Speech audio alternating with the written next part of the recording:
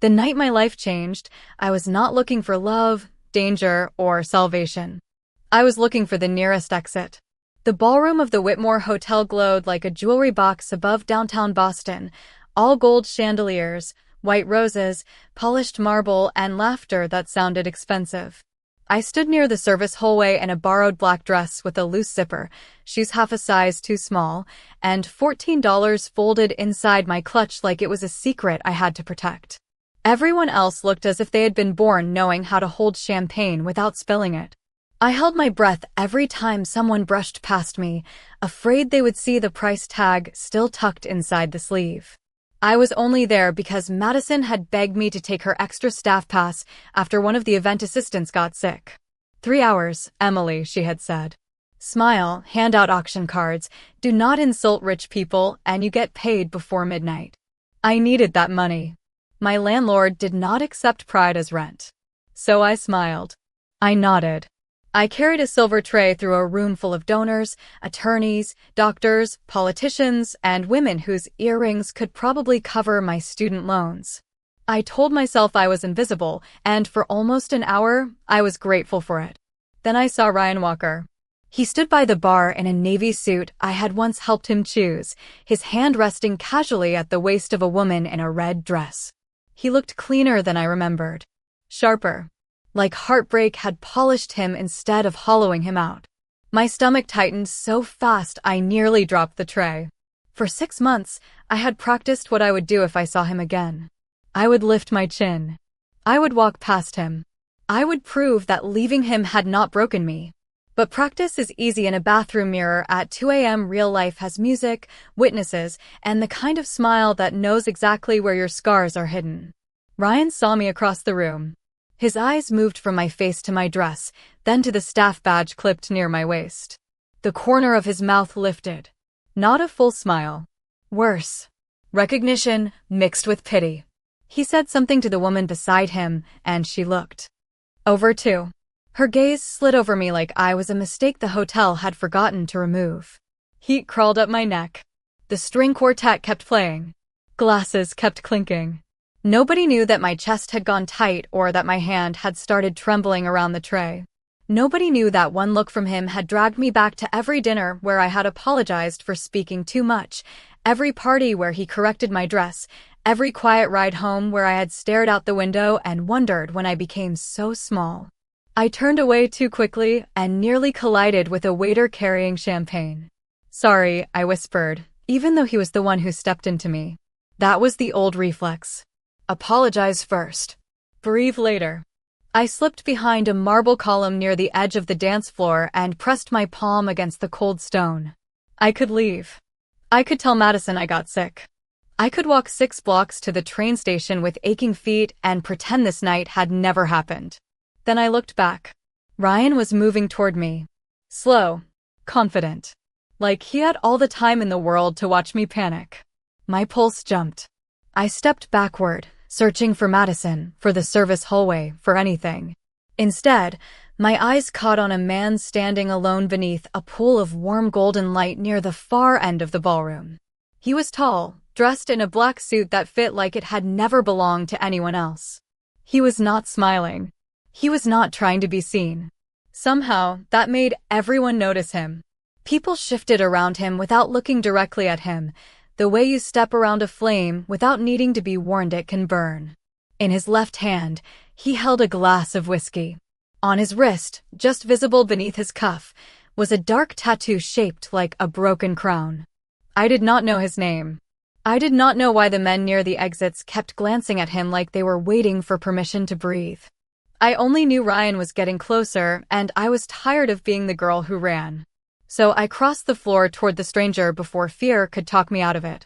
I reached him with my heart beating so hard I could feel it in my throat. Up close, the stranger was even more impossible to ignore. His face was calm in a way that made the room around him feel noisy and childish. Dark hair brushed back from a strong forehead. Pale gray eyes that did not wander, did not soften, did not ask permission to see too much. He turned those eyes on me, and for one wild second, I forgot Ryan. I forgot the ballroom. I forgot how to speak. The whiskey glass paused halfway to his mouth. Can I help you? His voice was low, smooth, and edged with something I could not name. Not rude. Not warm either. Like a locked door made of velvet and steel. Behind me, Ryan laughed softly. I heard it through the music. That small sound put air back into my lungs. I looked at the stranger and forced the words out before my courage disappeared. Would you dance with me? His expression did not change, but his eyes narrowed a fraction. You're asking a man you have never met to dance with you. Yes. My fingers curled around the strap of my clutch. Because my ex-boyfriend is watching, and I refuse to let him think I am still afraid of standing alone. The truth landed between us, too honest, too desperate, too late to take back. I expected him to laugh. Or look over my shoulder and decide I was not worth the trouble. Men like him did not get pulled into strangers' embarrassing little heartbreaks. Men like him owned buildings where women like me cleaned up after parties. But he did not laugh. He looked past me once. Just once. His gaze found Ryan with frightening accuracy, as if someone had drawn a line through the crowd and handed it to him. Then the stranger set his whiskey on a passing tray without looking at the waiter. Then do not look scared. The words were quiet. They still felt like an order. I swallowed. I am not scared. You are. He stepped closer, not enough to crowd me, only enough for the light to catch the black ink at his wrist. The broken crown seemed to move when his hand opened. But he does not need to know that. My breath caught. He offered his hand. I looked at it for half a second too long. His fingers were long, steady, marked by a faint silver ring on his right hand. No wedding band. No softness either. Everything about him felt controlled, from the angle of his shoulders to the stillness of his face. I placed my hand in his. His palm was warm. Mine was cold. The moment our fingers touched, something shifted around us. Conversations dipped. A woman near the auction table stopped speaking mid-sentence. One of the men by the exit straightened. I noticed it all too late. The stranger led me onto the dance floor as if the space already belonged to him and everyone else had simply been borrowing it. The quartet moved into a slower piece, all strings and aching notes. I tried to remember how to dance.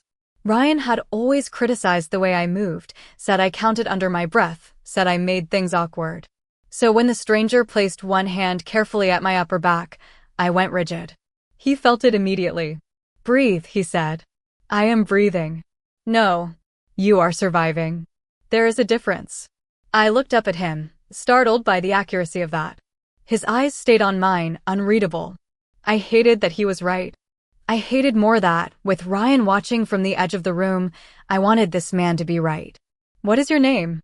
I asked, because silence felt too dangerous. Nathaniel. Just Nathaniel? A faint pause. For now. I almost laughed, but it came out shaky. That sounds like something a person says when they are either very important or very dramatic. Something flickered at the corner of his mouth. Not a smile. Almost. And which one do you think I am? I looked around before I could stop myself. At the way people avoided stepping too close. At the men in black suits who watched without pretending not to. At Ryan, no longer smiling, his face pale under the chandelier light. My stomach tightened again, but this time it was not because of my ex. It was because I had the sudden, terrible feeling that I had asked the wrong stranger for help. Nathaniel turned me gently with the music, his hand steady, his voice low enough that only I could hear. Do not look at him. Why? Because he wants to see whether you still belong to the fear he left behind. I stopped. Breathing for real then. Nathaniel guided me through the step as if I had not faltered at all. Look at me instead. So I did. And across the ballroom, Ryan Walker finally looked away first. The dance should have felt fake. It should have been nothing more than two strangers moving through a borrowed moment while my past watched from the edge of the room. But Nathaniel did not move like a man pretending. He moved like the music had been waiting for him. Every step was controlled, measured, effortless, and I followed because his hand at my back never forced me, only guided me. That was what unsettled me most. Ryan had always made me feel corrected. Nathaniel made me feel seen. The chandelier light spilled over his shoulders as he turned me slowly across the polished marble floor. I caught glimpses of the room between movements. A senator lowered his voice when we passed. A woman in emerald silk touched her husband's sleeve and whispered something that made his face go still. 2 hotel security guards near the terrace suddenly found somewhere else to look. It was subtle. Terrifyingly subtle. The kind of reaction powerful people gave to someone more powerful than they were. My fingers tightened against his shoulder before I could stop them. Nathaniel noticed.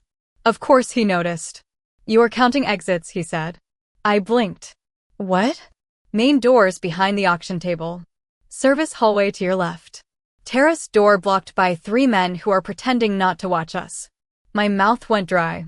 Are they with you? His eyes stayed on mine. Yes. I almost stepped on his shoe. He adjusted before anyone else could see the mistake. You brought guards to a charity gala? I brought men who understand silence. The answer should have made me pull away. Instead, I looked at his wrist again. The cuff of his white shirt had shifted with the movement, showing the tattoo more clearly now. A broken black crown wrapped around the inside of his left wrist, sharp lines disappearing beneath the edge of his sleeve. There was beauty in it, but not softness.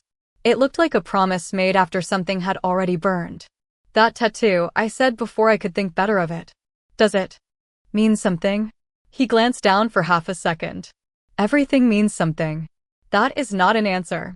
It is the safest one. I let out a small breath that almost became a laugh. You really do talk like that. Like what? Like every sentence has a locked room behind it. This time, the almost smile came back. Barely there. Gone before I could trust it. And you talk like someone who learned honesty the hard way. The words landed too close. I looked away, but he turned us gently, bringing my attention back before Ryan could reclaim it. Ryan stood near the bar now, no longer leaning, no longer amused. The woman in the red dress was speaking to him, but he was not listening. His eyes were fixed on Nathaniel with a look I had never seen on him before. Not anger. Not jealousy. Fear. Real fear. It moved through me colder than the ice in the champagne buckets. Ryan Walker had never been afraid of anyone. Not his father. Not police warnings. Not my tears. But now his face had lost its polished confidence, and his hand shook slightly around his glass. Why is he looking at you like that? I whispered. Nathaniel did not turn. Because he knows my name. Should I know your name? You already asked for it. Nathaniel, I said, quieter now. Nathaniel what? The music dipped into a lower note. His hand shifted just enough for the tattoo to catch the light again. Around us, the room seemed to hold its breath. Before he could answer, Ryan stepped onto the edge of the dance floor. He tried to smile, but it looked wrong on his face, stretched too thin over panic. Emily, he said, as if we were old friends meeting by chance. Then his eyes moved to the man holding my hand. His voice broke on the next word. Cross. Nathaniel finally looked at him. Nothing in his expression changed, and somehow that was worse than anger. Ryan swallowed hard. Nathaniel Cross. The name passed through the nearby guests like a match dropped onto dry paper. Conversations died. A waiter froze with a tray in both hands. Somewhere behind me, Madison whispered my name, but I could not turn toward her. I could only stare at Nathaniel, at the stranger I had chosen because I needed courage for 3 minutes. He looked down at me with those pale gray eyes and said softly, "Now you understand why he looked away first." The name did not sound loud when Ryan said it. That was the strange part. He spoke it almost under his breath, like a prayer he did not believe in anymore. But the ballroom heard it anyway. Nathaniel Cross. The words moved through the Whitmore Hotel faster than music, faster than gossip, faster than fear pretending to be manners. I felt the change before I understood it. Shoulders stiffened. Smiles faded. A man near the auction table lowered his bidding paddle as if it had become too heavy to hold. Madison stood frozen beside a tower of champagne glasses, her eyes wide, her lips shaping my name without sound. I kept my hand in Nathaniel's because I had forgotten how to let go. Emily, Ryan said again, softer this time, careful in a way he had never been careful with me. Come here for a second. I almost laughed. Not because it was funny, but because my body remembered obeying him before my mind could stop it. Come here. Smile. Do not embarrass me. Lower your voice. Wear the blue dress. Say you're sorry. His commands had once been so ordinary that I mistook them for love. Nathaniel's hand remained steady around mine. Not tight. Not trapping. Just present. Is this the man you were afraid of? He asked. The question was calm enough to be polite, but it stripped the room bare. Ryan's face changed. Mine did too. I felt it happen, felt the heat rise beneath my skin, felt shame bloom in the place where fear had been hiding. I wanted to say no. I wanted to say I was not afraid of anyone. I wanted every polished stranger in that room to believe I was stronger than the trembling girl standing under the chandeliers in borrowed shoes. But Nathaniel was looking at me like lies were unnecessary furniture. Like the truth could stand by itself. I was not afraid, I said, and hated how thin my voice sounded. I was tired. His eyes softened by one impossible degree. That is often what fear becomes when no one protects it. Ryan let out a nervous breath. This is ridiculous. Emily is being dramatic. We dated. It ended. She always makes things look worse than they are. There it was. The old trick. Make my pain sound like theater. Make his behavior sound like patience. I felt the familiar urge to shrink, to explain, to smooth the air so nobody felt uncomfortable. Then Nathaniel turned his head toward Ryan. He did not raise his voice. He did not step forward. He simply looked at him fully, and Ryan stopped talking as if someone had closed a door in his chest. You are speaking about her in front of her, Nathaniel said. Try again with respect. The silence after that sentence was so clean it frightened me. I pulled my hand back. Nathaniel let me. That should have comforted me. Instead, it made me more aware of my own choice. My fingers felt cold without his. I need air, I whispered. Emily, Ryan said quickly, reaching out as though the old version of me might still come when called. Nathaniel's men shifted near the edge of the floor. Only a step. Only a warning written in posture. Ryan noticed and stopped. I noticed too, and suddenly the room felt smaller. Too many eyes. Too much money. Too much power gathering around my one bad decision. I turned to Nathaniel. I asked you for a dance, I said, my voice finally finding something solid. I did not ask you to own me. A murmur passed through the nearby guests. Someone inhaled sharply. Ryan looked almost relieved, like he expected Nathaniel to be offended and prove every fear right. But Nathaniel only studied me. The light caught the tattoo at his wrist again, that broken crown half hidden beneath perfect white fabric. Good, he said. Then do not let anyone else own your fear either. I had no answer for that. The music had stopped without me noticing. In the sudden quiet, I could hear the rain beginning against the tall windows, soft at first, then steady, tapping on the glass like fingers asking to be let in. Nathaniel stepped aside, opening a path toward the terrace doors. Not commanding. Not claiming. Allowing. That simple movement shook me more than anything else he had done. I walked past him with my chin raised and my pulse racing, pretending I did not feel Ryan watching me, pretending I did not feel the entire room measuring my worth by the man who had chosen to stand beside me. At the terrace entrance, I looked back once. Ryan was pale. Madison looked terrified. And Nathaniel Cross stood alone beneath the chandelier light, calm as a storm that had not decided where to land. The terrace was colder than it looked from inside. Boston rain silvered the glass railing and turned the city below into a blur of headlights, wet pavement, and distant sirens softened by 30 floors of height. I stepped beneath the narrow awning and filled my lungs like I had been underwater for years. Behind me, the ballroom music started again, polite and careful, pretending nothing had happened. That was what rooms like that did. They swallowed discomfort, polished it, and served it with champagne. My hands would not stop shaking. I pressed them against the front of my borrowed dress and stared at the skyline until the lights doubled in my eyes. I was angry at Ryan for being there. Angry at Nathaniel for being dangerous enough to make Ryan afraid.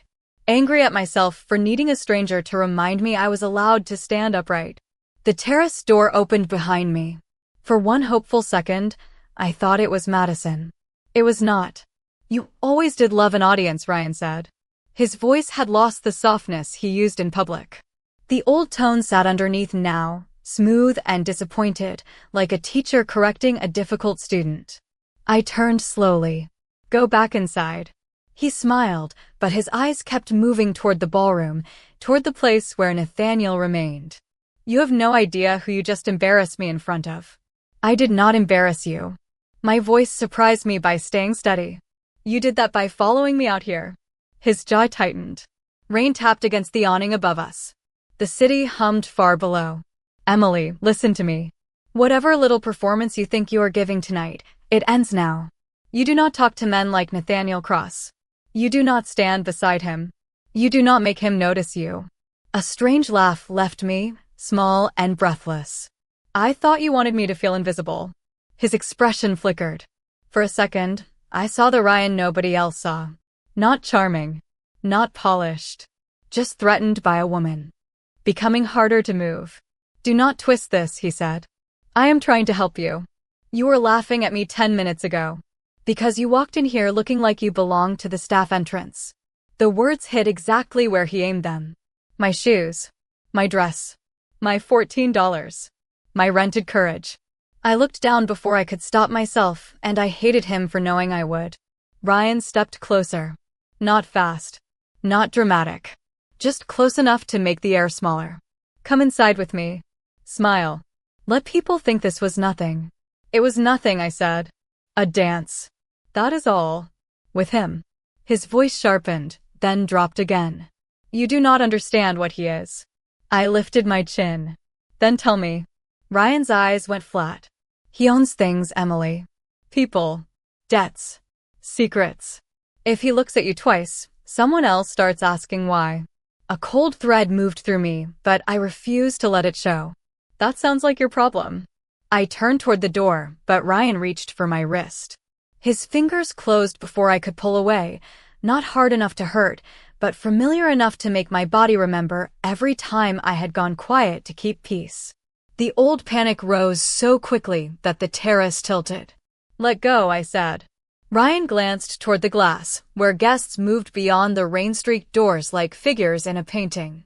Stop making a scene. The door opened without a sound. Nathaniel stood there in the warm spill of ballroom light, his black suit untouched by the chaos around him, his pale gray eyes fixed on Ryan's hand around my wrist. He did not rush. He did not raise his voice. He simply stepped onto the terrace, and the temperature seemed to change. Ryan released me so quickly my hand fell back against my side. Nathaniel looked at my wrist, then at my face. He asked me, not him, did you ask him to touch you? My throat tightened. No, that single word felt heavier than any speech I had ever made. Nathaniel nodded once, as if the truth had been entered into law. Then he turned to Ryan. You heard her. Ryan swallowed. Cross, this is personal. No, Nathaniel said. Personal is when a woman tells you to let go and you remember she is a person before she has to say it twice. The rain grew louder. Ryan's confidence broke in small pieces across his face. Nathaniel did not move closer. He did not need to. Go inside, he said. Apologize to the woman you brought here. Leave through the front doors. Do not look for Emily again tonight. Ryan opened his mouth, then closed it. For once, he had no correction ready.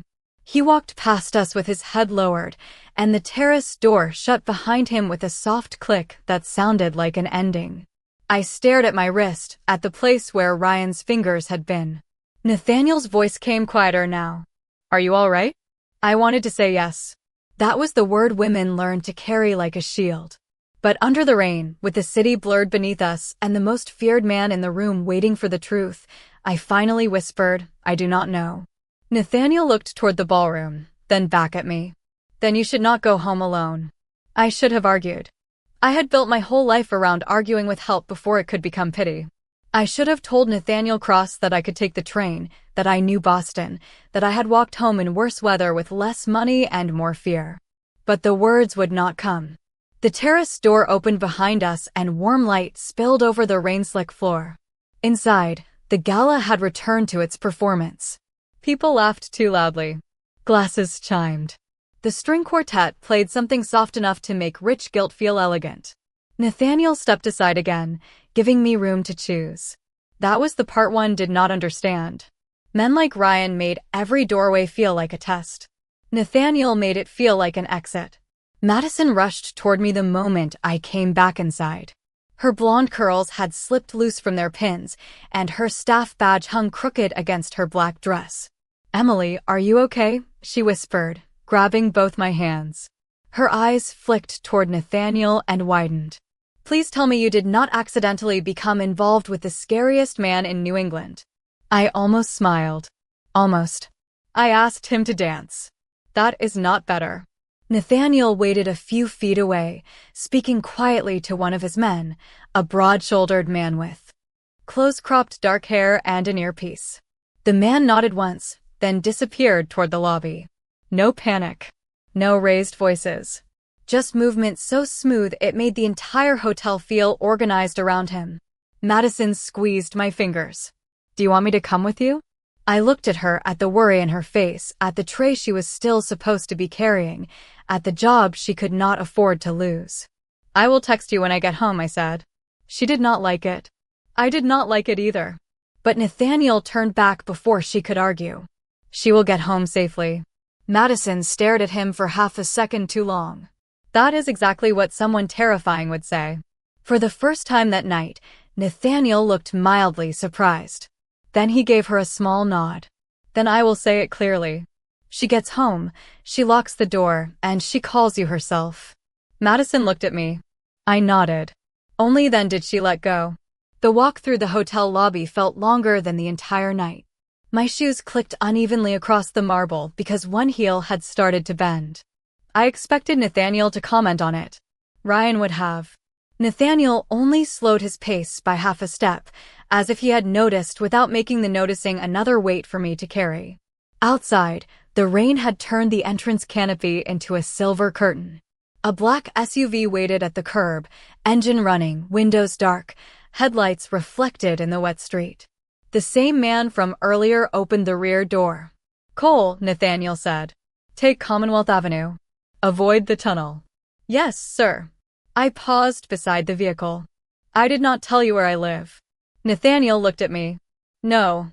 Madison did, while she was pretending not to be afraid of me. I turned back through the glass doors and saw Madison near the lobby desk, arms folded, watching like she might throw a centerpiece at him if necessary. This time, I did smile. It disappeared quickly when I climbed into the SUV. The interior smelled like leather, rain, and cedar. It was warmer than the ballroom, quieter too, the kind of quiet that made my thoughts sound too loud. Nathaniel sat beside me, not close, not far. A careful distance. The city slid past in streaks of amber and red. For several blocks, neither of us spoke. I kept my hands in my lap, thumbs rubbing over the place where Ryan had held my wrist. Nathaniel noticed, of course. He reached into the inside pocket of his jacket and removed a folded white handkerchief. Instead of touching me, he placed it on the seat between us. "For your hand," he said. "My hand is fine." "Then for the part of you still shaking." I looked out the window because I did not want him to see my face change. Rain ran down the glass like the city was melting. "Why did Ryan call you cross like that?" I asked. "Like what?" "Like your name was a locked door." Nathaniel was silent for a moment. "Because to some men, it is." My stomach tightened. "Are you going to give me a real answer tonight? Not one that makes you feel safer." That honesty should have frightened me more than it did. Instead, it made something in me go still. I picked up the handkerchief and wrapped it loosely around my wrist, not because I needed it, but because my hands needed something kind to do. Nathaniel looked forward, his profile cut by passing streetlights. "Ryan Walker does not scare me," he said. "But the men behind him should scare you." The SUV rolled to a red light. My reflection looked back at me from the window, pale and wide-eyed, borrowed dress, tired mouth, a stranger's handkerchief around my wrist. "What men?"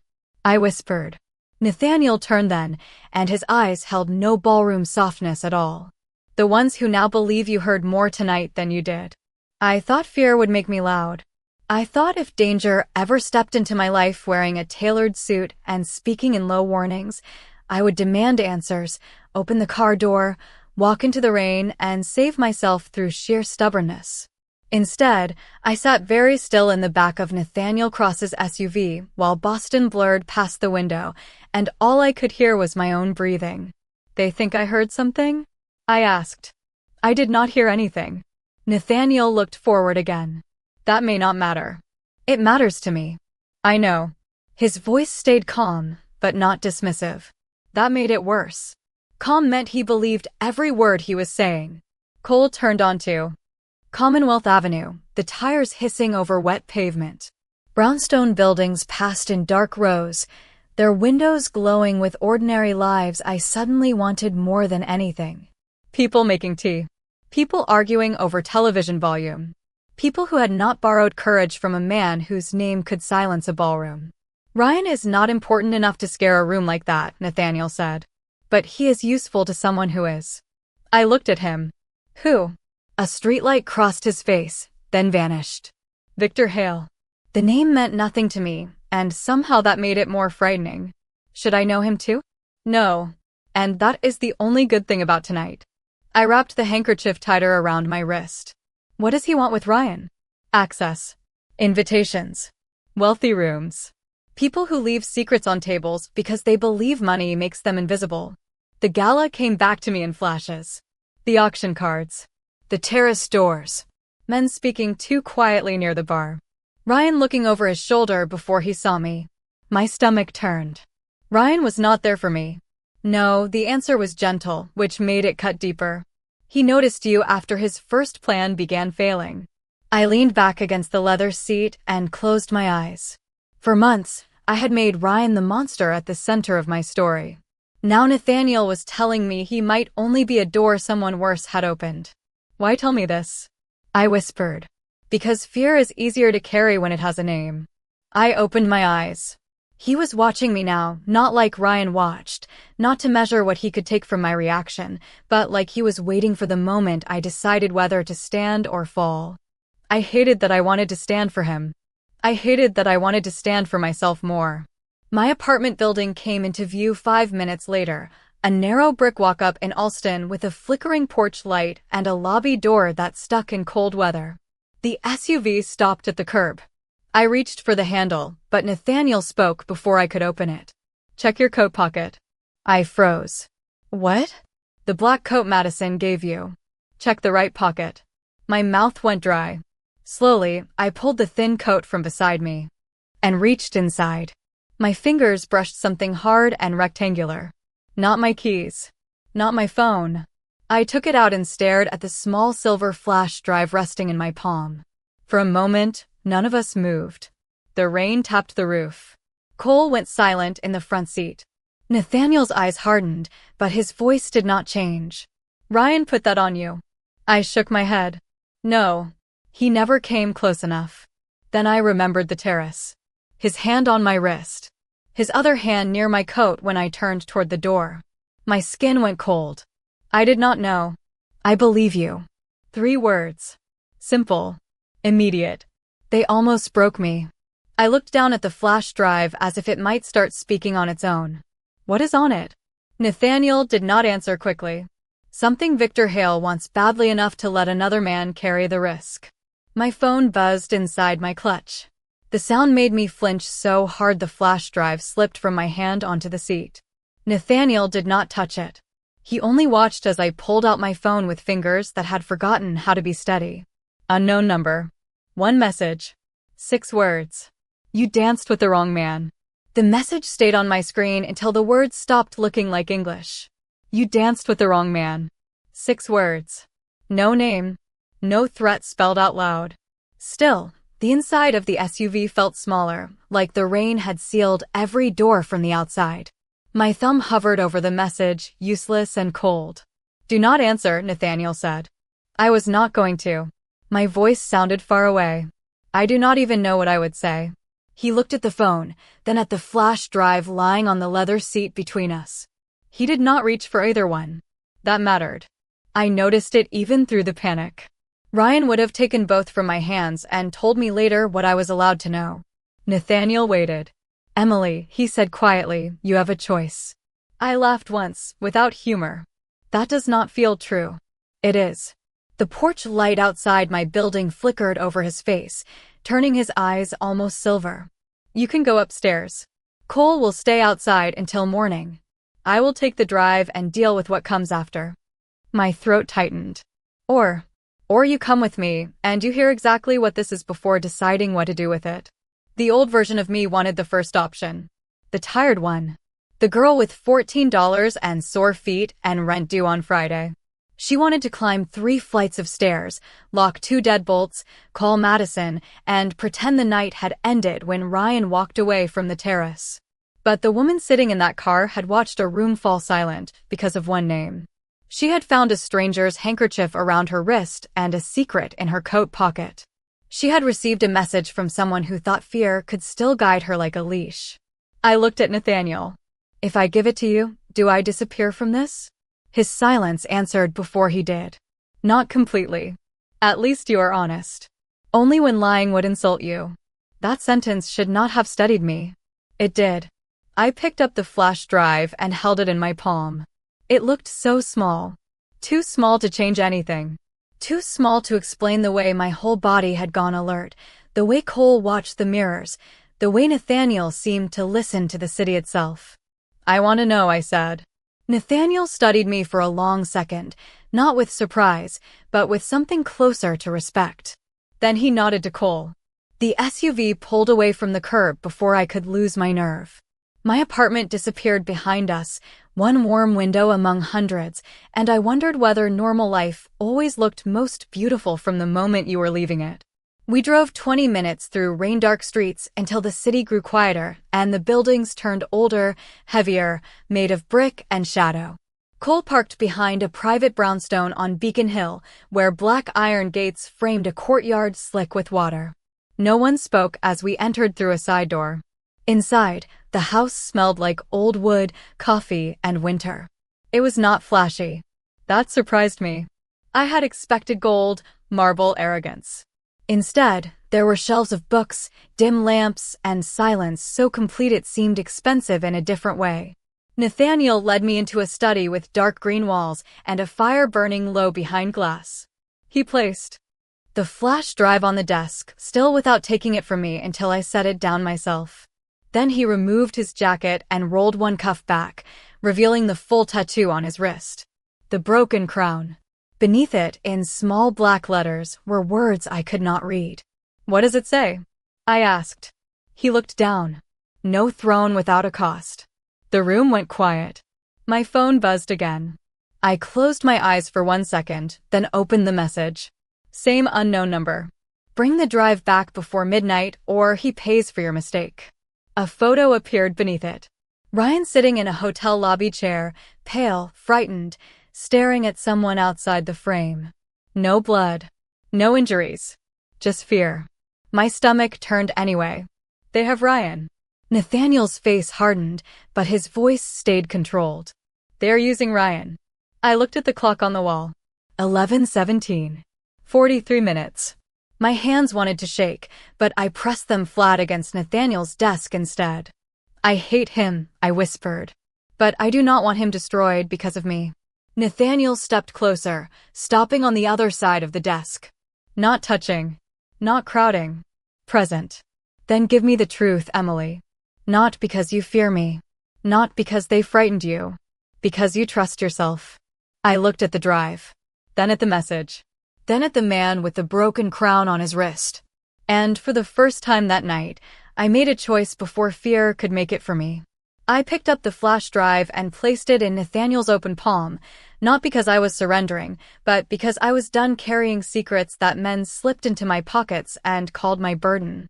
"I want Ryan safe," I said, forcing every word to stay steady.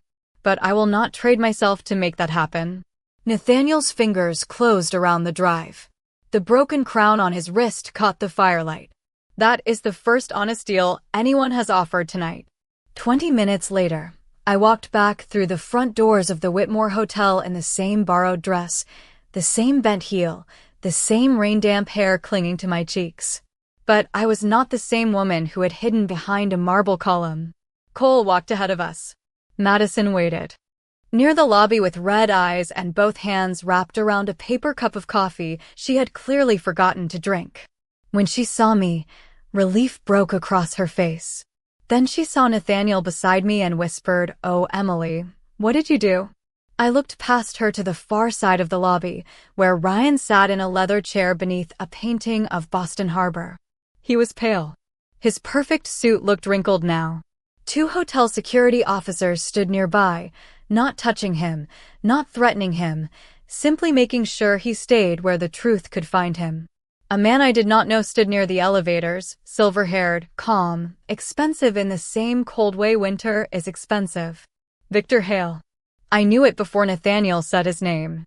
Victor looked at me like I was a loose thread on a very costly coat. "Miss Carter," he said, smiling as though we had been expected. "You have had a confusing evening." My fear rose. Then Nathaniel stopped one step behind me, close enough for courage, far enough to let it be mine. I looked at Victor and said, "No. It has become very clear." His smile faded by a fraction. Nathaniel did not raise his voice. "The drive has already been copied to my attorneys, hotel security, and a federal contact who dislikes being disturbed during charity events." Victor's face remained smooth, but the room around him changed. People who had pretended not to listen began listening openly. Ryan looked at me, shame pulling his shoulders inward. For once, he did not ask me to fix the scene for him. He did not ask me to make him look better. "Emily," he said, "I did not know they would involve you." I believed him, and that surprised me. I also realized belief was not the same as forgiveness. "You involved me the moment you treated me like someone you could use and apologize to later," I said. The words did not shake. That was when the music drifted from the ballroom again, soft and slow, returning from another world. Guests gathered at the lobby entrance, drawn by the quiet collapse of men who had counted on women staying silent. Victor stepped back. Hotel security moved in with polite firmness, phones came out, lawyers appeared from nowhere, and suddenly all that power looked less like a kingdom and more like a badly lit stage after the curtain fell.